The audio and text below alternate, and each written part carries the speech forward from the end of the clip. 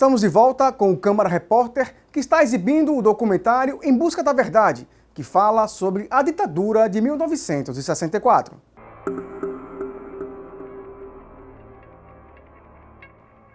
Uma das coisas que meu avô lutava, que ele achava errado, foi um ato praticado pela igreja, pela distribuição da terra.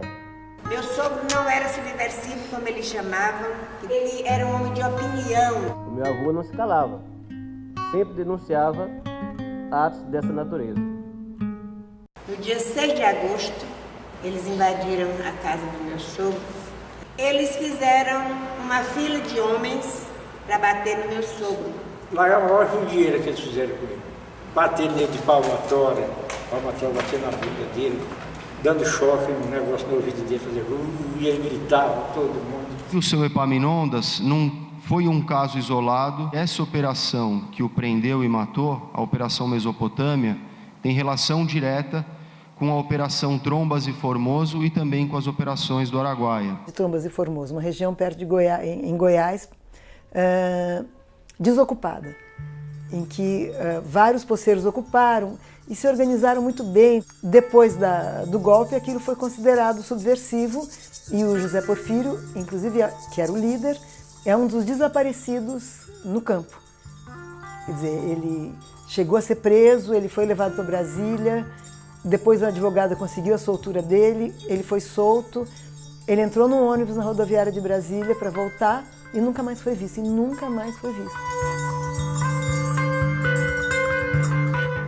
A guerrilha do Araguaia não chegou nem a começar, vocês sabem, não é? Quer dizer, os paulistas foram para essa região e começaram a se organizar.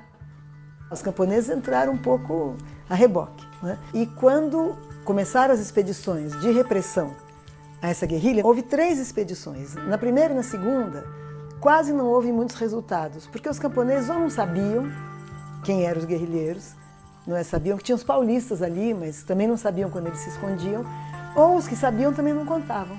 Porque eles tinham uma coisa ali, uma ética do homem do campo.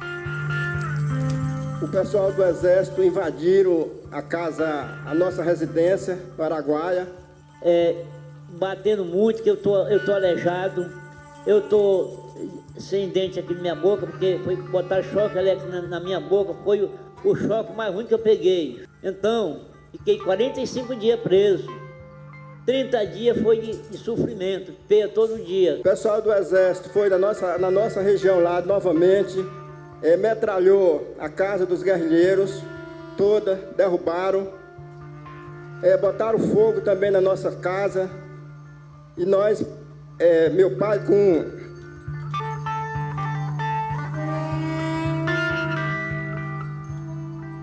10 filhos, teve que sair correndo para a cidade, atravessamos o rio para não ser metralhado de noite.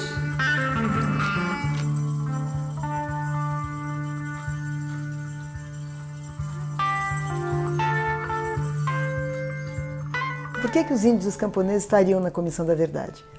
Afinal, os índios, por exemplo, pensar nos anos 60, 70, muitos deles estavam tão isolados que nem sabiam que existia qual era o governo, se era ditadura, se era democracia. As violações que aconteceram com indígenas não foram violações porque os índios eram militantes contra o regime. Aconteceram porque o regime tinha políticas de ocupação das terras que não respeitou os direitos indígenas. Até as crianças índias não vão viver mais num mundo de desolação. A catequese civilizada vai chegar até elas. E em breve, a tecnologia e a cultura integrarão todo o Brasil central de progresso brasileiro e universal. Se havia índio no caminho, para os projetos dos militares, eram obstáculos a você superar a bala.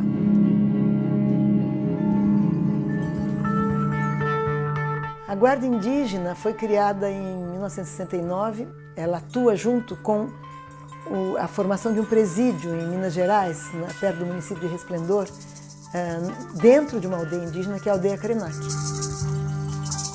E para lá eram enviados tantos índios, por exemplo, o caso de uma índia que se embriagou. quanto índios que eventualmente também tentavam lutar por suas terras. Enfim, há muitos casos de modos de prender e punir indígenas, não por nenhum ato ilegal, mas simplesmente por reagirem ao arbítrio ou aos abusos ou invasões.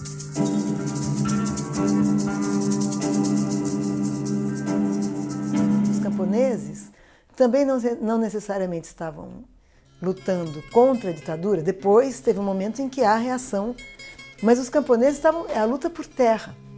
Eles estavam defendendo suas terras. O fato é que as ocupações de terra no Brasil, como até hoje, era sempre a lei do mais forte, né? O Estado estava sempre do lado das supostas autoridades nesses conflitos. Todas aquelas vezes que as pessoas dirigiam ao meu avô, chamando ele de terrorista, na realidade terrorista foram aqueles homens que por lá passaram, que bateram em mulheres, que mataram crianças, que ocultaram os cadáveres, que não tiveram a honra, a hombridade moral sequer de devolver os restos mortais do meu avô. No caso do Epaminondas, nós conseguimos localizar e entregar os restos mortais à família, né? Foi talvez um dos momentos mais emocionantes da comissão.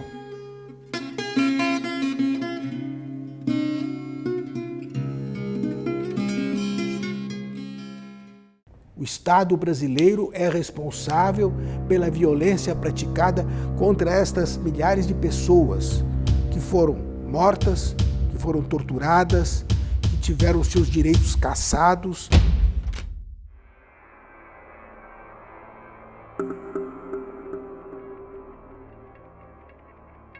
O caso Rubens Paiva foi um caso que mereceu muita atenção da comissão.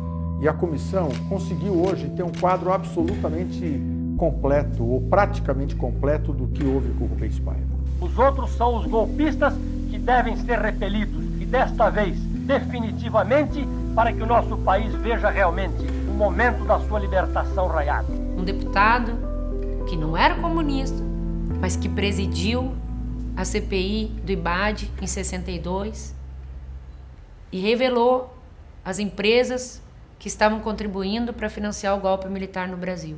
Ele mostrou quem fez o complô para derrubar o João Goulart. Aonde nos levarão as crises, o descalabro administrativo, a desordem?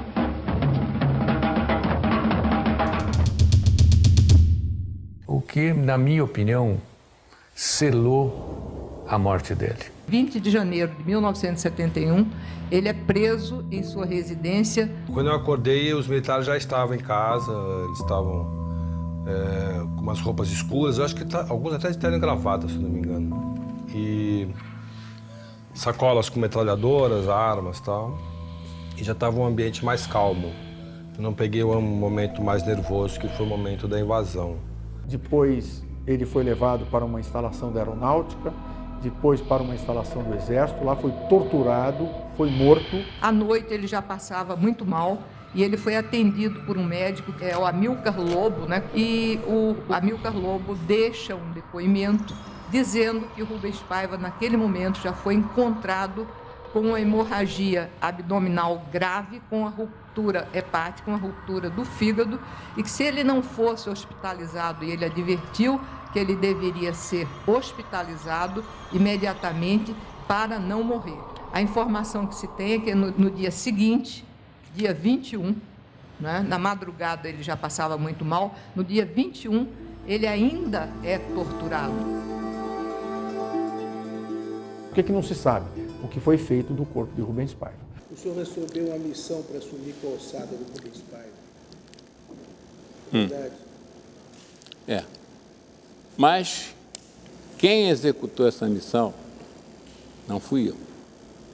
Nós vivemos um tempo em que as pessoas começam, em que esse gelo começa a se quebrar, e nós precisamos que esse gelo se quebre muito mais, porque nós precisamos saber o que aconteceu.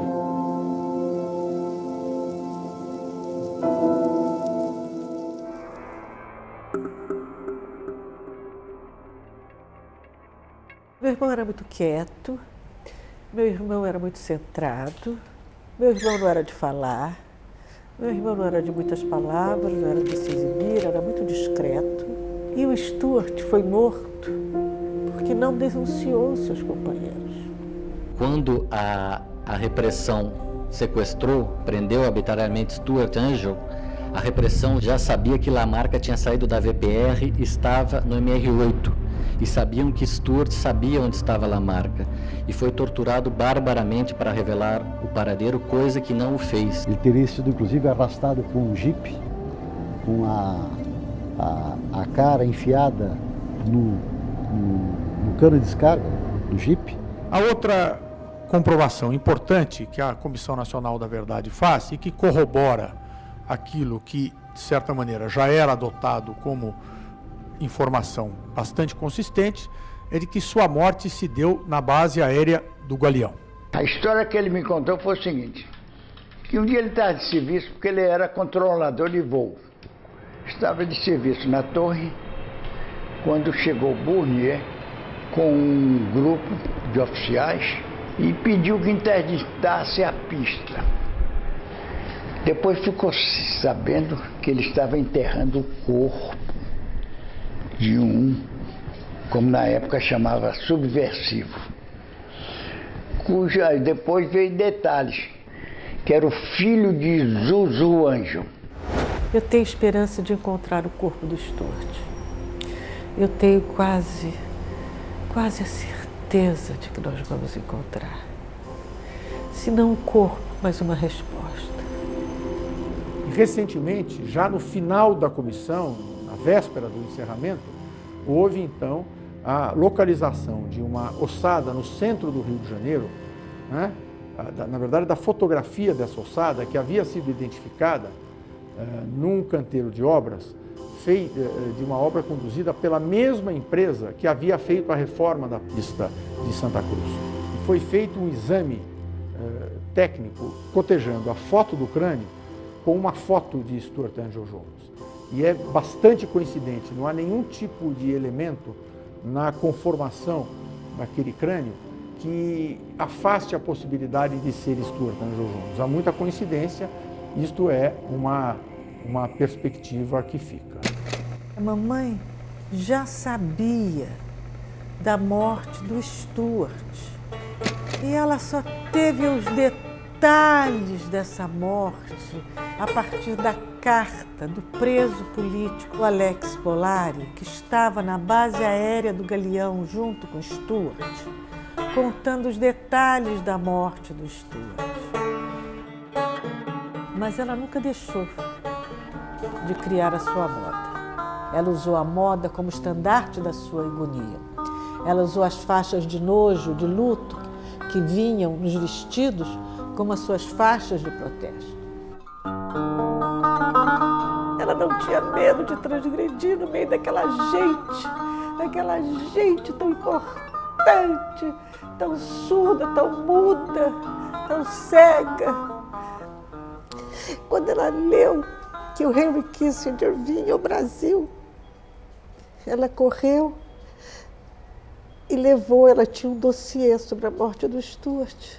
Ela se vestiu de turista americana, pediu uma amiga, Lourdes, eu tenho que ir ali no Sheraton, me leva? A Lourdes, vou sim, Zuzu. E a mamãe foi toda vestida de turista americana, a Lourdes achou tão esquisita, Zuzu, você está tão esquisita hoje. E levou a mamãe no Sheraton.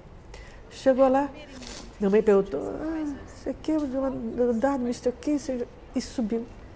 E deu de cara com a comitiva do Kissinger e entregou o dossiê. Mr. Kissinger! Mr. Kissinger! E 4 meses depois eles assassinaram a mamãe. O acidente da mamãe não foi acidente, né? Isso foi mesmo provocado. Qual é a relação do coronel Fred Perdigão com a morte da estilista Zuzu Angel, já que até hoje as Forças Armadas negam completamente qualquer tipo de vinculação com essa morte? Olha, ele narrava para mim que ele tinha planejado, obedecendo ordem, a simulação do acidente dela. Ele estava lá para conferir e foi fotografado no local. No início, eu não queria que fosse provocado. Eu preferia 1000 vezes que a mamãe tivesse morrido de um acidente. Quem não preferia, né? Só de pensar nos momentos de aflição que ela deve ter vivido, né? Eu preferia que ela tivesse morrido num acidente, que ela tivesse dormido e nem tivesse visto, né? Você não preferia?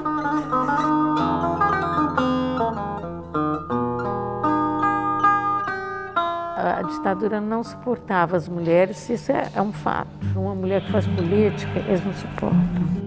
Para nós mulheres, eu acho, para os companheiros também, é alguma coisa muito violenta. Eu já relatei esse fato.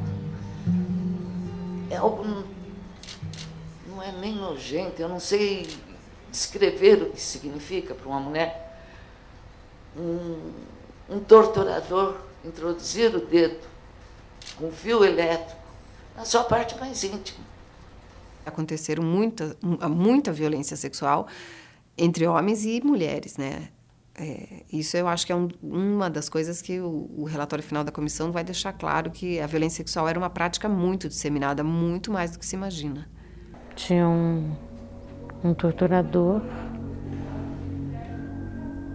de nome Gaeta, esse inclusive é o nome dele mesmo, que eles usavam muito codinome, mas esse era o nome dele, Gaeta, se não me engano, Lorival Gaeta. Ele se masturbando e jogando esperma em cima de mim.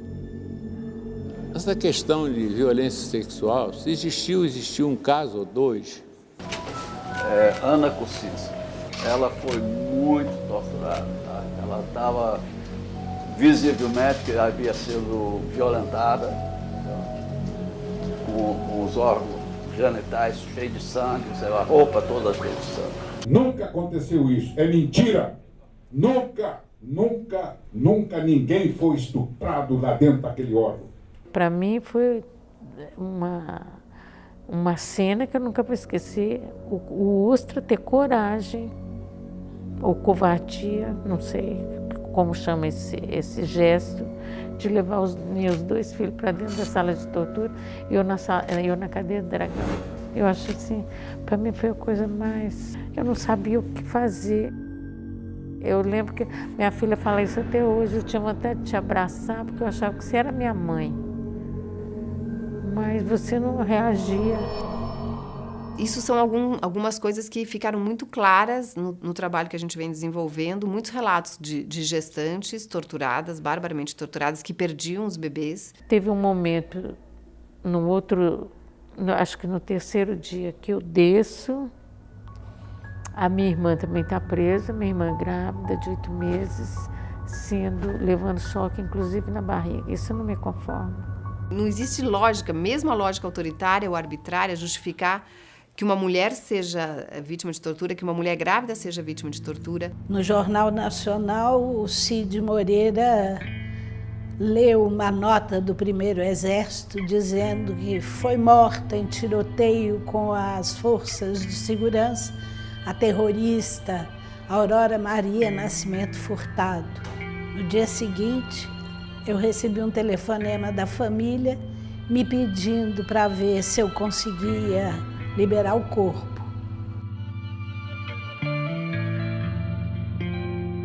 E ela, branquinha, estava com um hematoma no olho e o outro pendurado.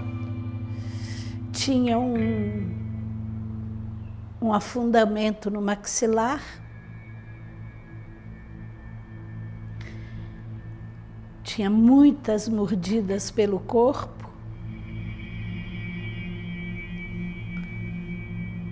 Ela não tinha unha nem do pé, nem da mão.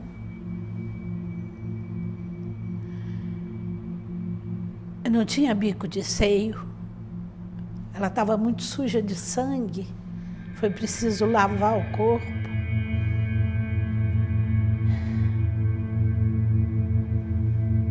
Eu fiz um gesto de carinho nela. Passei a mão aqui nela. Quando eu fiz isso, meu dedo afundou.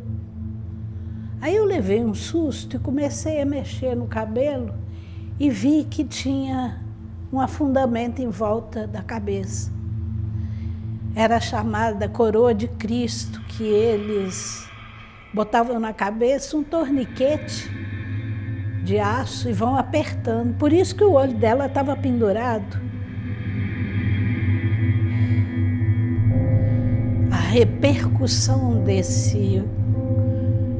desse corpo na minha alma é... Desculpa, gente, mas é muito duro.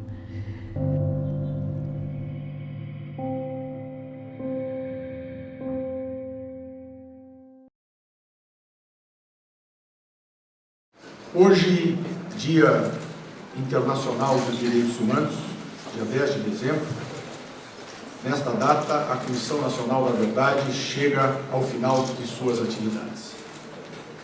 Entrega neste momento a Vossa Excelência, Senhora Presidente, o relatório e registra os trabalhos que desenvolveu e as apurações que realizou. O relatório, no meu entender, marca uma fase nova da abertura política.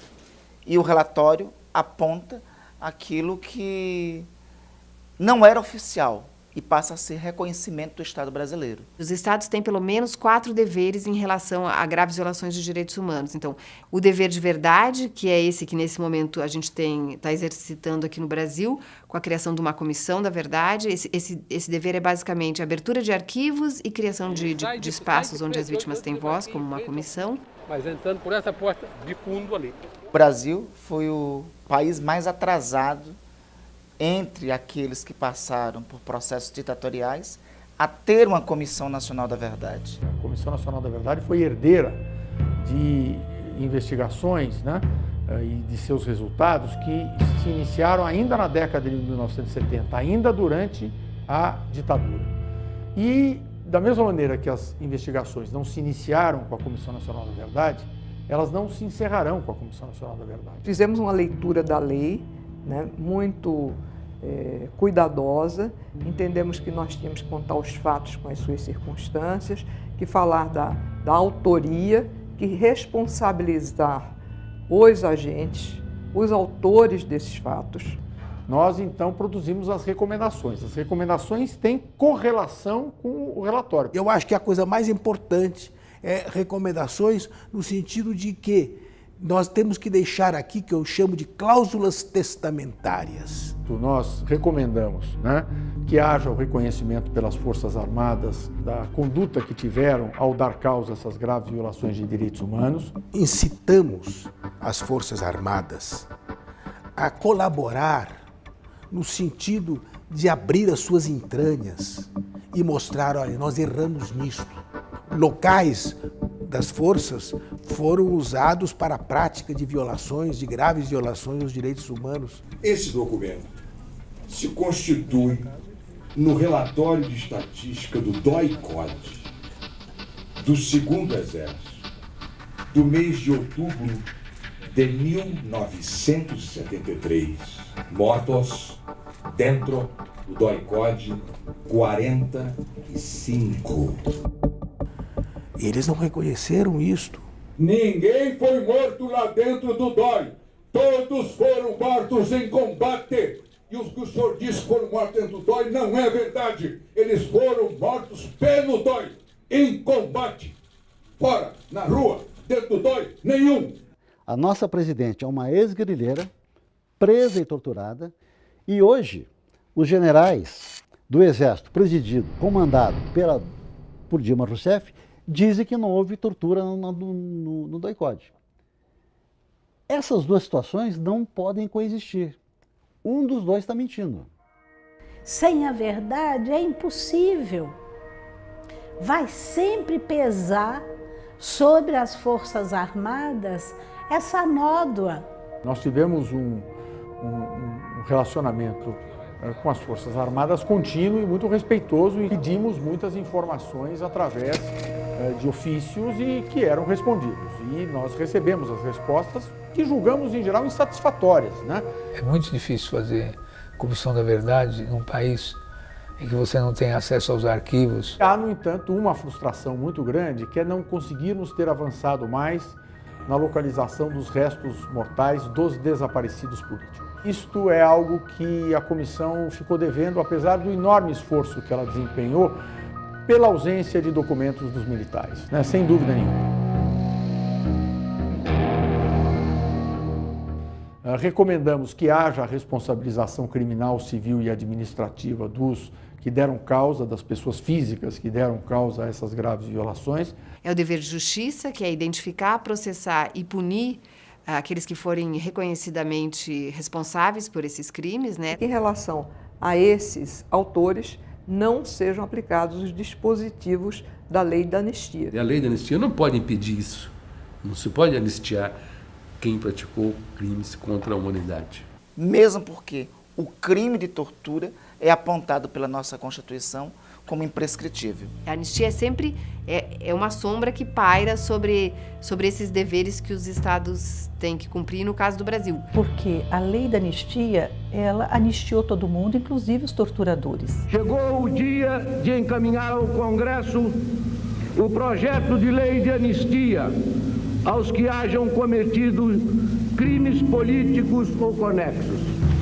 A lei da anistia que existe hoje é a lei de anistia de um momento histórico e uma imposição de um regime ditatorial. 1/3 do parlamento, do Senado, era constituído de biônicos.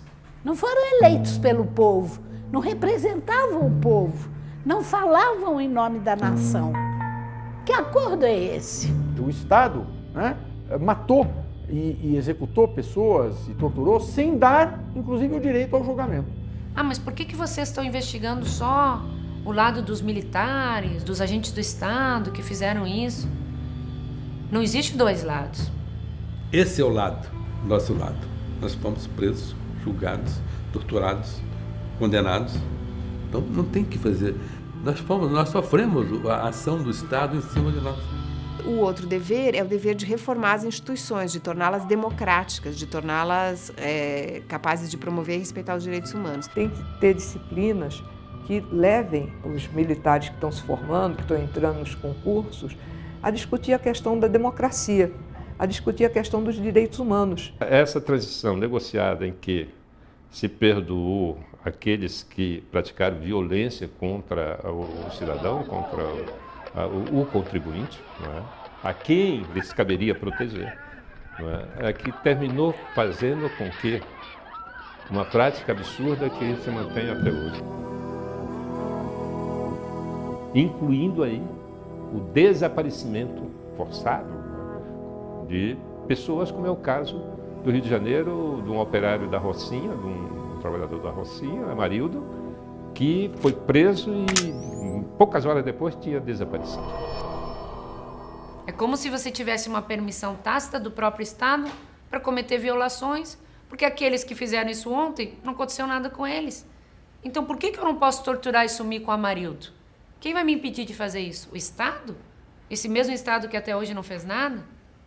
O outro dever é reparar sempre simbolicamente, construção de espaços de memória, museus, a literatura para as escolas, né? É preciso lembrar que a ditadura militar, ela prejudicou a vida de todos os brasileiros, e não apenas aqueles que participaram da luta armada, não apenas os que foram da esquerda. Então, acho que esse foi o grande problema da Comissão Nacional da Verdade, não ter conseguido atrair a atenção das pessoas comuns, mostrar para esses brasileiros e brasileiras que eles também foram prejudicados. A miséria, crianças que morriam de fome, crianças sem registro de nascimento, a ditadura fez tudo isso também. Não foi só torturar, prender e matar. Ela foi um negócio, ela deu lucro. Poucas pessoas enriqueceram e muitas pessoas empobreceram. Então, mexer com isso é mexer também com a estrutura econômica do nosso país. Restituindo a memória e a verdade deste período contribui para que essa geração de hoje possa conhecer melhor a sua história e saber a importância da defesa dos direitos humanos, a defesa dos direitos das pessoas. Isso tem que ser lembrado para que não seja repetido no momento em que alguns grupos ainda vão para a rua pedindo o regime autoritário, ou querendo, às vezes não pedem o regime militar, mas querem ainda resolver problemas que eles acham que é também de uma vida mais democrática através de um golpe autoritário. A gente só é capaz de construir a democracia se a gente usa a gramática dos direitos humanos, se a gente consegue colocar a dignidade, a vida humana como o bem principal.